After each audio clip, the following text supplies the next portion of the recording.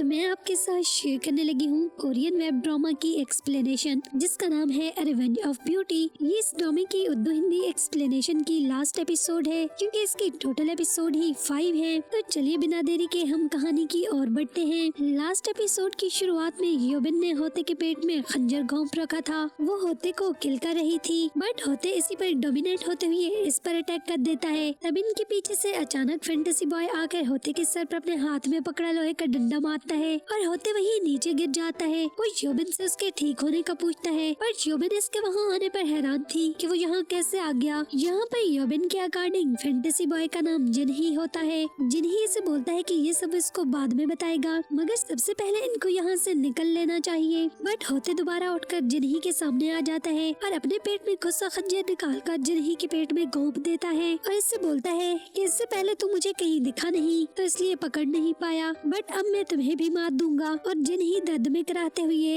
होते को जोर से पकड़ लेता है और पास खड़ी योबिन को वहाँ से भाग जाने को बोलता है। इन दोनों के एक दूसरे से गथम गथा होते हुए योबिन वहाँ से भागने के लिए दौड़ लगाती है बट भागते हुए योबिन के कानों और माइंड में हर तरफ होते की विस्पर गूंज रही थी जिसमें वो ऐसे कह रहा था मैंने तुम्हें पहले ही मार दिया, मैंने तुम्हें पहले ही मार दिया। और इन आवाजों की कंटिन्यूस गूंज की वजह से वो आगे नहीं बढ़ पाती है। योबिन को इसके ख्यालों से बाहर निकलने के लिए कोई आवाजें लगा रहा था और योबिन जब अपने ख्यालों से बाहर निकलकर सामने देखती है तो इसके सामने इसका फैंटेसी बॉय यानी कि जिन ही बैठा था। असल में ये सारी चीजें योबिन के माइंड में चल रही थी, इनका रियलिटी से कोई ताल्लुक ही नहीं था। जिन ही अब योबिन का साइकेट्रिस्ट बनकर इसके सामने बैठा था। योबिन हैरान थी कि ये सब क्या चल रहा है और वो यहाँ पर क्या कर रही है। जिन ही इसे बताता है कि अब तक जो कुछ भी योबिन के साथ हुआ है वो सिर्फ इसकी इमेजिनेशन थी। और ये सुनकर दोबारा से अपनी इमेजिनेशन में वापस जाती योबिन को बस अपने सेंसेस में इसके साथ मौजूद रहने का बोलता है। जिन ही अपनी पूरी कोशिश करता है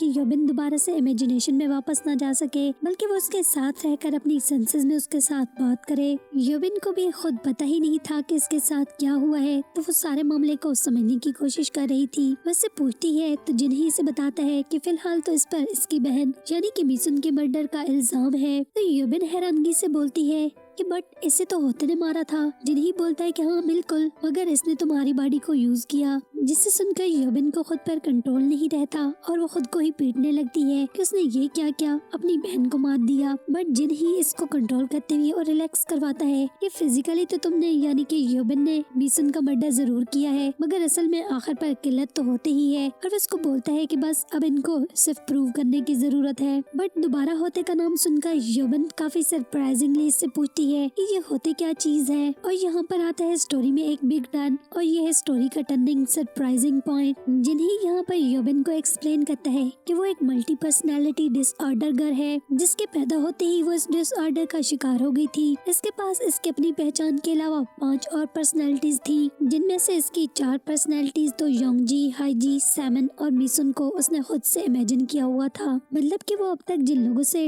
लड़ती आ रही थी या जिसके लिए लड़ रही थी वो उसके अदर 5 पर्सनैलिटीज क्रिएट की हुई थी। और जब वो अपनी इतनी सारी पर्सनैलिटीज को एक ही टाइम पर हैंडल नहीं कर पा रही थी तो उसने इन सब को एक साथ ही खत्म करने का सोचा और इस सब के लिए उसने एक और पर्सनैलिटी को क्रिएट किया जिसको उसने होते का नाम दिया। और होते ने इन सब को 1 बाय 1 करके किल कर दिया और सबकी सब पर्सनैलिटीज गायब हो गई। और यहाँ होते की पर्सनैलिटी को खत्म करने के लिए उसने खुद से एक और पर्सनैलिटी को क्रिएट कर लिया क्योंकि उसे इन सब से छुटकारा पाना था। वो अपनी असल पहचान के साथ जीना चाहती थी और होते को खत्म करने के लिए इसकी एक और पर्सनैलिटी कोई और नहीं बल्कि इसके सामने बैठा जिन ही शुरू से इसके साथ फैंटेसी बॉय ही था। जब उसने बाकी की 4 पर्सनैलिटी से छुटकारा पा लिया तो वो काफी खुश थी और उसे लग रहा था कि वो सक्सेसफुल हो गई है। मगर जब बारी आई होते को खत्म करने की तो वो पर्सनैलिटी बहुत ही डेंजरस हो गई जो कि इससे बिल्कुल आउट ऑफ कंट्रोल हो गई जिसे खत्म करने के लिए इसने बहुत से तरीके ढूंढे और अप्लाई भी किए बट होते सरवाइव करता रहा। और अब तक कंटिन्यूसली योबिन की बॉडी पर इसका ही कंट्रोल था जो कि काफी वियर्ड हो चुका था। और इस वक्त भी वो योबिन की बॉडी में ही होता है और वो उसे कहता है कि आखिर उसने योबिन को इसकी 5 सभी की सभी अनचाही चीजों से मतलब कि इसकी लातादाद पर्सनैलिटियों से छुटकारा दिलाया और अब वो इसके किसी काम का नहीं रहा तो वैसे भी खत्म करना चाहती है मगर वो ऐसा होने नहीं देगा। तब योबिन के सामने बैठा जिन ही योबिन की बॉडी में होते को दोबारा अपेयर होते देखकर बोलता है कि वो तो शुरू से ही फेक था। इसको क्या लगता है कि योबिन की बॉडी को चुरा पाएगा। तो योबिन के अंदर आया बैठा होते इसे बोलता है कि क्या बात कर रहे हो, मैं फेक कहाँ हूँ, मैं तो तुम्हारा ही बनाया गया मास्टरपीस हूँ और मैं ह्यूमन से अलग कहाँ हूँ, मैं ह्यूमन से अलग थोड़ी ना हूँ, बस मेरी पर्सनैलिटी ही डिफरेंट है, अदरवाइज तो मैं ह्यूमन ही हूँ। जब जिन्ही देखता है कि होते इस पर मुसलसल हंस रहा है तो उसे काफी गुस्सा आता है और उसका दिल करता है कि वो होते के मुंह पर जोर से पंच मारे, मगर वो सामने देखता है तो होते के साथ वहीं पर योबिन भी तो थी जिसे वो कभी भी हर्ट नहीं करना चाहता था। तो बस जिन्ही होते और योबिन के मिक्सअप को देखकर रुक जाता है, क्योंकि होते को मारना मतलब कि योबिन को मारना था। योबिन के दोबारा अपनी असल पर्सनैलिटी में लौट आने के बाद वो पूछता है कि जिन्ही ने इस पर हाथ क्यों उठा रखा है, तो वैसे सॉरी बोलते हुए पीछे हट जाता है, जिसके भी थोड़ी देर पहले होते बात कर रहा था कि मैं फेक कहाँ हूँ, कि मैं तुम्हारा ही क्रिएट किया गया एक मास्टरपीस हूँ। तो असल में सबसे पहले योबिन ने जिस पर्सनैलिटी को क्रिएट किया था वो थी जिन्ही की पर्सनैलिटी, जो कि इसका दोस्त भी था और सब कुछ। पर वहीं पर जब योबिन के पास और भी पर्सनैलिटीज क्रिएट हो गई थी तो जिन्ही ने इसे एडवाइस की थी कि इन सबको खत्म करने के लिए इसे एक बहुत ही स्ट्रॉन्ग पर्सनैलिटी को क्रिएट करना होगा, जो कि जिन्ही की एडवाइस पर योबिन ने होते को क्रिएट किया था। तभी होते बार बार जिन्ही को बोल रहा था कि मैं तुम्हारा ही मास्टरपीस हूँ। तो यहाँ पर हमें पता चलता है कि असल में जिन्ही भी योबिन की एक और पर्सनैलिटी ही थी जिसको उसने होते को खत्म करने के लिए बचा कर रखा था, मगर होते के वियर्ड और आउट ऑफ कंट्रोल होने की वजह से जिन्ही भी अभी तक योबिन के साथ ही मौजूद था। योबिन को पता चल जाता है कि शुरू से ही ये सब कुछ इसका फॉल्ट था,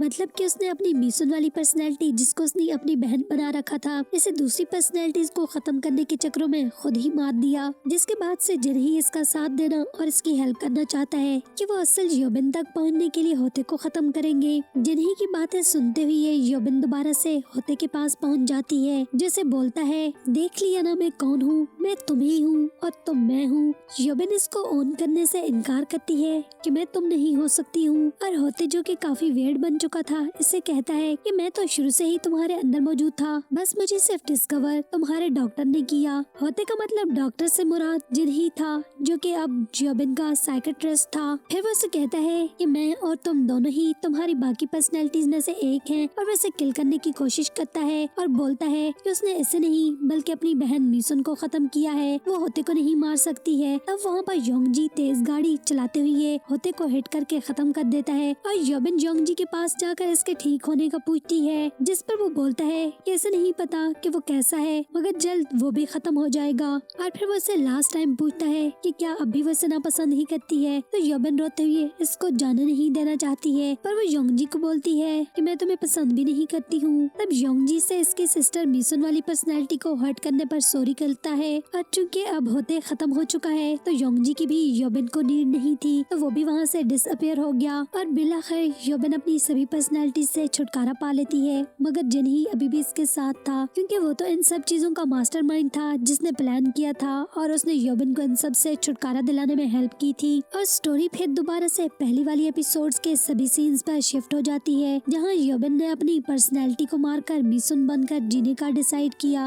और फिर से वो दोबारा से स्कूल जाती है सेम उसी तरह कॉमिक नावल रीड करते हुए, और इसके पास तही आकर इस नावल के फेवरेट कैरेक्टर का पूछती है। फिर तही उससे बोलती है कि वो इसे भी ये रीड करने के लिए देगी, तो वो बोलती है कि हाँ वो इसे पहले रीड करके फिर तही को पढ़ने के लिए दे देगी। और फिर बिल्कुल इसी तरह से तही दोबारा से वहाँ से काल आने पर चली जाती है, मगर इस बार वो सीधा वही आसपास छुपकर खड़े जिन्ही के पास जाती है, जहाँ हमने पहले एपिसोड में देखा था कि उसने लास्ट टाइम काल आने पर वो सैमन हाईजी और योंगजी के पास गई थी, जहाँ जिन्ही ने अभी भी डॉक्टर वाला कोट पहन रखा था। और फिर जिन्ही तही को अप्रिशिएट करता है कि उसने बहुत अच्छे से काम किया है, पर तही उससे पूछती है कि क्या ऐसा करना ठीक रहेगा। तही का मतलब पीछे सारी गुजर जाने वाली चीजों के बारे में था, तो जिन्ही तही से बोलता है कि इससे कोई फर्क नहीं पड़ता है अगर इससे योबिन अच्छी हो जाती है, और फिर अपना कोट उतार कर फौरन से स्टूडेंट बनकर योबिन के पास पहुंच जाता है। योबिन मतलब कि जो कि दोबारा से मिसुन बन चुकी थी, वो इससे अपने ड्रीम के बारे में बता रही थी, और वो जिन्ही को बोलती है कि मुझे अजीब अजीब से ड्रीम्स आ रहे हैं आजकल, जैसे मैं इस जगह पर पहले भी आ चुकी हूँ, और उसे बाकी भी सभी चीजों के बारे में बताती है जो कि हम पिछली 5 एपिसोड्स में देख चुके हैं। और फिर वो जिन्ही से कहती है कि मुझे यूं लग रहा है जैसे हम इस जगह पर दोनों इकट्ठे खड़े हैं, तो ये सब कुछ फेक है, बस एक ड्रीम ही है। पर जिन्ही उसे कहता है कि तुम्हें कैसे पता कि ये एक ड्रीम है, ये सच भी तो हो सकता है। तो योबिन बोलती है कि नहीं, तुम कैसे कह सकते हो कि ये सच है। तो जिन्ही से कहता है कि ठीक है, तो फिर तुम ही प्रूव कर दो कि कैसे ये फेक है, ये सच भी तो हो सकता है। तो योबिन इसके आंसर से लाजवाब हो जाती है कि हाँ ठीक कह रहे हो, मतलब यहाँ तक हमने जो भी देखा देखा और हमें समझ में आया वो सब का सब मिसुन का एक ड्रीम था। वो एक मल्टी पर्सनैलिटी गर्ल थी और उसकी ये सब की सब चीजें खुद से क्रिएट की हुई थी। उसने खुद से ही कैरेक्टर्स को क्रिएट कर रखा था और खुद ही उनसे रिवेंज भी ले रही थी। यहाँ तक तो सभी ऑडियंस को बात समझ में आ गई कि ये सब कुछ एक ड्रीम था